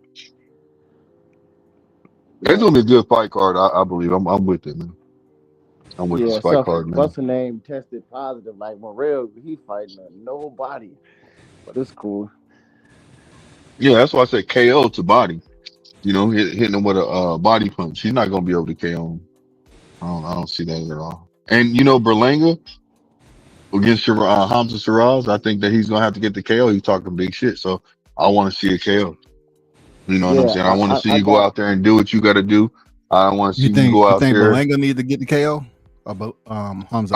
I think that yes. I think that if it goes the distance, I mean, I don't really care who wins this fight, to tell you the truth. But if Belanga wins, you know what I'm saying? It needs to be by KO because he's talking so much shit. You know what I'm saying? Okay, Because yeah, hell Hamza yeah. Shiraz, Hamza Shiraz, he needs to go out there and just, you know, put out the performance. But in my personal opinion, you know, I like what I see right now. But no matter what, he's still, to me, it's still a lack of confidence. Maybe at the beginning, maybe he built his confidence up, but it still was a lack of confidence to say, I don't want to fight. You know, he didn't sign off on an 18 by 18 size ring. You know what I'm I got saying? So, Berlanga by KO. Well, But So the so two that's why I people, say it could be that's why I say it could be a lack of confidence. You know what I'm saying on that part. the two people that didn't sign off on the 18-footer was Hamzat and who? And Puelo, Oh, Puello. whatever his name. Yeah, him. Oh, Those two. okay. Remember we talked about that the Of other course, day. Puello is not going to sign off on it like I with the mean, but Tia's look, fighting Shakur style. signed off on it. Shakur signed off on that motherfucker quick. He said, I don't give a fuck. I'm with it. I'm Yeah, with the smoke. I don't care. And that's what people see. People keep trying to make excuses, but people don't see that Shakur's with the smoke. No matter what, at the end of the day, he's with the smoke. He's like, but I have something to prove. Let's get it. well, for me, it makes it a bit strange that I see videos and lives where people are talking or asking a question: is Shakur being set up? I'm like, this is what he's asking for, so I don't understand where y'all coming. Is he being set up? Uh, yeah. for me, when I look at the Hamza and Berlanga fight, I look at it as both of them need. If they're gonna win, they need impressive wins. You need to show up and show out. Because still, me being a big fan of Hamza, you lost that Adames fight. I'm not gonna sit here and say it was close. I'm not gonna sit here and say it was a draw. You're my guy, but you lost that fight. You feel what I'm saying? For whatever reason. Now you at 168. You got that on your back. You feel what I'm saying? Because of church persuasion, probably on the judges and shit like that. So you got a gift right there. For me, you gotta go out there and get the stoppage. You also said you're going to knock Berlanga out. So the two of you are sitting here arguing that making the statements that the two of you gonna knock each other out and shit like that. Okay, cool. That's the part that I got. Some of the things Berlanga did, I was like, oh shit, he actually went there with Oscar when he pulled out the wig. He said, yeah, I got something for you. that was the I thought that part, was man. funny. I thought that was funny as hell. But the other issues that I have with the presser is, okay, I don't mind you talking shit, but let's just you give energy to certain words that you use and shit like that. So then when people come around and you try to complain about racism, they're gonna be like, but yeah, look at what you was doing there. You can't complain about that when you was, look at the way you was talking. Shut that bullshit down. So at the end of the day, that was my only thing. It's like, I don't mind that. Yeah, I could feed into that and all of that, but just take some of that out. I don't know why the black fighters feel that they just need to drop the N-bomb and say nigga, just to get they point across, like it's like it's it really makes it different. Hold on. Are you talking about? Hold on. Berlanga was saying that word. Was saying that like. Are you talking about Berlanga saying it, or? I'm talking about any one of them. Like we just had a fight. The other time, who was doing the same thing? It was when Hitchens at the end of the fight, what he said about that. Hitchens was doing the same thing. I'm talking about any one of them who do it. Like, sometimes that's just the appropriate word. That's just the best word to use, man. You know what I'm saying? Yeah, but no, it might be the best word, but is it? It might be the best word to use because you in that moment, but is it the best business word to use when you're talking about looking at your doing that? Exactly. And that's all I'm saying. You could say I'm not trying to curtail your speech. I'm not trying to violate your First Amendment rights of freedom of speech. Say what the fuck you want to say. You feel what I'm saying? But for me, as much as it was used, it started to get a little cringe on me. Like, yeah, just tone it down a little bit. Yeah, just a little bit. You feel what I'm saying? Because then I don't want to hear eat a dick all the time, dog. Like, I don't want to. I don't want to hear that on code. That motherfucker was on some bullshit saying all that shit. That's why I was like, damn. But you can't really do anything about it. When he pulled out that wig, all I could see is that picture of Oscar with the fishnets with the wig, getting that shit on. That's all I kept seeing, man. Yeah, with the heels on that. That's why I started laughing, and I literally had to pause my computer and just walk away like, oh, he just fucked him up. That was funny, man. On the opposite side of that, I'm like, why y'all beefing with Oscar? Because at the end of the day, where both of you at right now, Oscar would have beat the shit out of both of y'all when Oscar was fighting. So just be easy, but you could get at him for whatever, but that's not the nigga you fighting in the ring. So I'm not going to waste my time talking to you or about you. I'm going to be like, look, I ain't got no word for you. I'm going to fuck your man up. I'm going to fuck your mans in them up. So other than that, I ain't got shit to say to you, homie. It was live, though. Everybody did their job out there. Too much Spanish, but it was still cool. All that translation be getting on my nerves, bro. I don't be trying to hear that shit. Yeah, that translation, man. That's I ain't trying to be discriminatory, but when you have fighters who have translation, man, it just don't hit the same, man. Nah, it take away the luster from it because you gotta repeat what they said, then repeat like that shit. You can't even talk shit like that. And look, Shakur and Edgar shut him down, dog. Yeah, Shakur's like, man, I don't want to hear that shit when he was talking. He was trying to interpret. He said, I don't want to hear that. Nobody want to hear you. Nigga that shit. He taught that nigga that bit of Spanish right backstage before they got out there, because I could tell you Edgar Berlanga was like, yo, cool, yo, listen, this is what you say as soon as the Peter start talking. Cállate la boca. Okay, you say that shit to him and just say it loud. And Shakur just owned it. He was like, cállate la boca, cállate la boca. I was like, bro, Wow, that's it is what it is, bro. It is what it is. I just hope you go out there and have the performance. Like I said, I got you winning the fight, but hey, No, if them hands don't hold up, bro, the night's gonna get pretty motherfucking interesting real fast.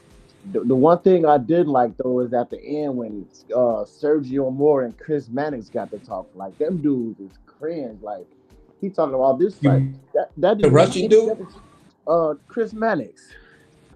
It was Sergio Moore, Chris Mannix, and the dude Oh, Bill Haney went off on him.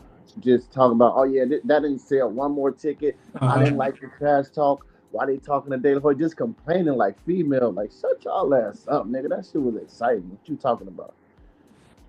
Yeah, they be all off every time. Then they be doing interviews talking about Shakur needs to stay in the pocket, this and that. But then you talking about Shiraz need to move around in boxing. Oh, he don't got to stay in the pocket though. You know, Fact. like shut y'all ass up. Just hypocritical, man. If Shiraz ain't boxing, ain't fighting the way Shiraz supposed to fight, Shiraz gonna get knocked the fuck out by Edgar Berlanga. And that's gonna Yeah, be if he pretty try fucking to embarrassing that you gotta go back to the UK and go see the Turk knowing that you just got knocked out by Edgar Berlanga.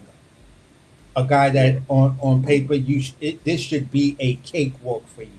Easy peasy, easy fight for you. Showcase who you are at 168 and make that statement. It's like it's like if Hamza got knocked out by Munguia. What up, Goose? That's the way I see it. Berlanga is not on your level in boxing. He does carry more power, but Hamza has that sneaky kind of power, that power that's underrated. You feel what I'm saying? Like guys get hit and then they're like, oh shit, I didn't know he was that strong. Hey, But when you see it on TV, it just doesn't look like that. But the fighters know what that shit feel like. Hey, shout out to the Gooch, man. Apostle on deck, man. Omaha, stand up. What's good? Yeah. And the panel, I got a question. What up with your Gooch? What y'all think about the Jake Paul and Turkey picture, man? The little picture they took together. Nothing. It's okay with me. I don't care. Jake Paul to this point. What picture was it? I didn't see it, to be honest. They took a picture together, side by side. Look, I don't have a problem with him doing that, and the reason why is because Jake Paul, he's paying the money to be in boxing, man. So it is what it is. You know what I'm saying? Is he going to go somewhere with it? We'll see. I don't think so. I think he's going to cherry pick his fights like he's been doing and keep moving a certain way. I don't think he's going to prove himself. You know what I'm saying? Think he should have been ranked? Do y'all think he should have been ranked? And he running that's around what I was going to get to, but number one. Yeah, that's what I was going to get to. I'm like, okay, he's fighting at cruiserweight, right? So, you know, money is the hocus pocus carnival act of all sports. So him linking up with freaking Turkey Al-Sheikh, I don't mind, because I'm not going to just look at his career as being trash, because he's fighting old fighters. One of his fighters just had double lung. I hope Ben Askren makes it, man. You know, that was a sad story right there, seeing him in the bed like that.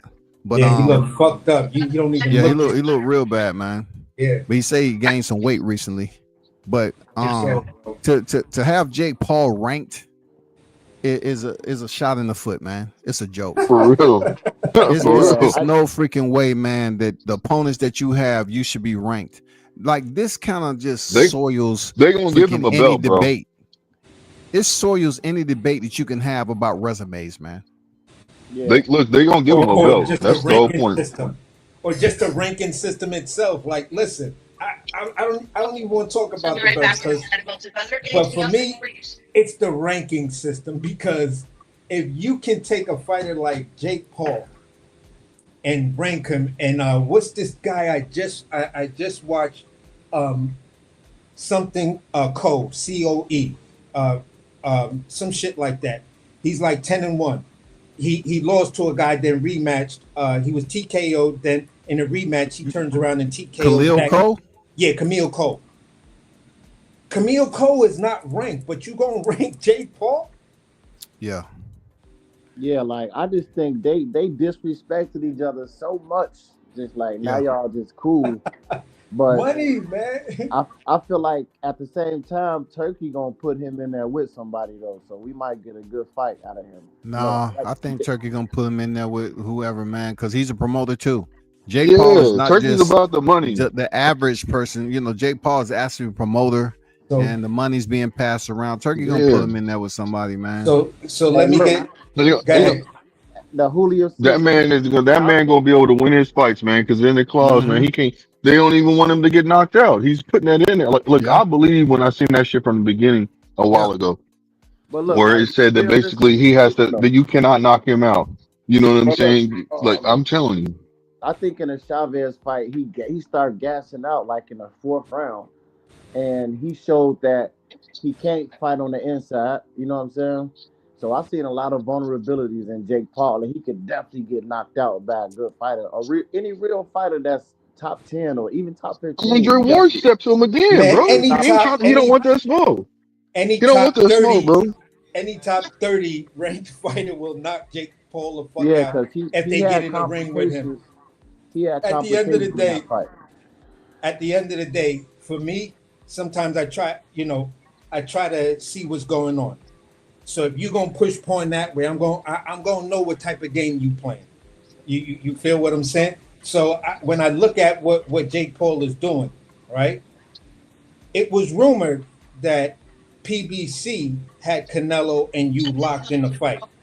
The Turk was supposed to got you up out of that situation. So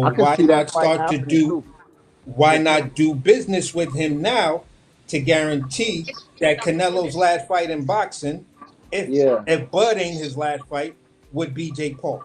So you're gonna guarantee that fight because you're getting ahead of it, and now you're doing business with him right now. Yeah, I see that. I see that fight happen. It can happen with. Yeah, I see. If this is the case right there, and y'all, I didn't see the photograph, but if this is what y'all saying, and I'm gonna believe you, then at the end of the day, that fight between Canelo and Jake Paul is definitely going to happen. Yeah, they definitely took a picture. Just like you already making moves. Every time you see a fighter who talks shit about the Turk, and then you see the Turk walking with him, shaking their hand or a picture, they gonna make a fight with the Turk because that's all that's been happening. That's all the fuck that's been happening. So at the end of the day, it's like, look, if I'm gonna pay you, your biggest payday, and then have you come back and make another big payday, then it's smart to do business with me. We don't have to like each other. We don't have to love each other. But we both have one thing in common: money. And that's what these fighters got to see. This is why I see Tank over here talking to Turk now. You hear no bit of rumblings and shit like that they talking. Because niggas know. Yeah, I'm ready to hear that rematch announced already. But they said the Pacquiao card, so that's what we're waiting on. For me, the rematch, I think it's a tricky situation because I think maybe by the time they want to announce it, you at least got some decent fights that are going to be on an undercard to help build the card, because I think right now, Amazon is looking at, certain things that they put on, and they're looking at what Netflix is doing. They're like, look, we thinking about not doing this as a pay-per-view, but this fight card got to be strong enough that it's going to bring us new subscribers. They got O'Shaquie Foster and Stephen Fulton so far that I know of. Oh, word? I did not hear anything about that. But if that's the case, then that's cool. They on the undercard, yeah. That's cool. You feel what I'm saying? But they not fighting each other. They just they fighting each other. What? I got Fulton win that fight. I got Fulton win that fight. And Fulton getting ready to get it in. They made that fight at 130. Yep. Oh. Yeah. Good look with the info, bro. I did not know that. Yep. I got Fulton. Yeah, they've been talking about that. I got Fulton on that. I got Fulton on that fight. Yeah, I got to go Cool Boy on that, man. I didn't hear you. It's gonna be a good fight. I'm definitely going with Cool Boy on that matchup. Yep. Even at I'm going with 130? Fulton. Yeah, Fulton. Fulton. I told people. I can't call it, bro. I like both them dudes. I think I like Fulton. I think Fulton may have, for me, certain edges and shit like that. But O'Shaq, you know, that's to me that might be his breakout fight. What you was saying, WCS? Yeah, I was telling people that I would like to see Cool Boy face Inouye when he moved up, right? Yeah. When he came and moved up from bantamweight to 126, I say I want to see him fight Inouye over here in the States and don't have to travel over there with that jet lag and show up on fight week. I guarantee he would have did better. Yeah, he's gonna look even better with O'Shaquie Foster when he moves up to 130. Right. Yeah. I don't think Inouye trying to go to 126, man. It seems like he's trying to avoid that. He keep making 122 fights. Hey man, he's gonna reevaluate a lot after seeing Jen Sasaki get levitated. Right. Yeah, he got knocked. Down. Yo, he got hit by a time machine because he lost two of the most recent months. And I picked Jen to win because I wanted to see what would happen, you know, after the fact. And I'm happy and I stand 10 toes down on my decision. But when you pull straight back like that after throwing a body shot, your chin straight up in the air, you going straight back. Brian Norman Jr., when you look at the undershot of that, you could see his face look like, did you just do this? Okay, boom. And just knock 2 months out of your life, bro. Well, Brian Norman said the reason why he did what he did to him is because he was copying exactly what he was doing. So what he did is he timed him because he set that shot up because he said all he's doing is copying what I'm doing. So therefore, that's the reason why the outcome came out like that. He said he set that fight up, he set that shot up the whole time because he said that's when he loaded up on that shot and took it because he said here. I'm gonna do this, and then he did it. He said he got the reaction he wanted. He said he took off on the punch, and he got it. But I didn't see Brian Norman doing these stab jabs though. That's what Jen did. You feel what I'm saying? Because he started to feel himself. He had 1.5 rounds of success of backing Brian Norman up. You feel what I'm saying? So I guess they told him to put his foot on the gas because you see you could back him up. Brian Norman is like, I'm not backing up because you hurt me. I'm backing up because I want you to walk into something. So I'm just trying to set you up. For me, when I saw it from the different angles, he threw the stab jab to the body, and when he came up, that side of his face he did not block, and he just backed straight out with his head right on the line and right there. Hey, but yeah, I just wanted to highlight y'all about the little press. But tomorrow, the weigh-in, hopefully everybody make weight. I gotta factor that in from now on because niggas can miss weight. You know what I'm saying? We don't know what's gonna happen. Yeah, I hope everybody make weight for that card too, man. Because I don't want to see no fight fall out. Right. Well, I'm gonna say this: Puello and Matias, they look like they was on weight. Like you could have weighed them right there, and they would have made weight right then and there. I was like, them boys look like they ready to go. Hey, salute BJs. Hold it down, man. For me, I like some of the I like the fights that's on the card, but I'm really focused on, you know, another classic Dominican Republic versus Puerto Rico championship fight. So when I look at that fight, that's the most relevant fight. That's the most important fight on that card. For me, I would have put in my bid to have that as the main event because it's a former champ who was the boogeyman, 100% knockout rate, versus the undefeated boxer. So I'm like, yeah, that Puello versus Matias, that's the one that's like telling me, you know, that really for a fan like myself, that's the fight that I really want to see. That's what's up, man. Hey, I was only gonna stay on here like 15 minutes, man. Yeah, but I'm good. Open panel. I'm good. That's where I can land my plane right there. Great cook, bro. Yeah, how we going, brother? Man. Appreciate it. Hey, yeah, the weigh-ins tomorrow. What time? I don't know. It don't matter. I'll look it up. It don't matter. Yeah, I don't know, unfortunately. Yeah, for real. Hey, salute to the hottest chat in the MF and game, man. Appreciate y'all for pulling up as always. Till next time, I'm out.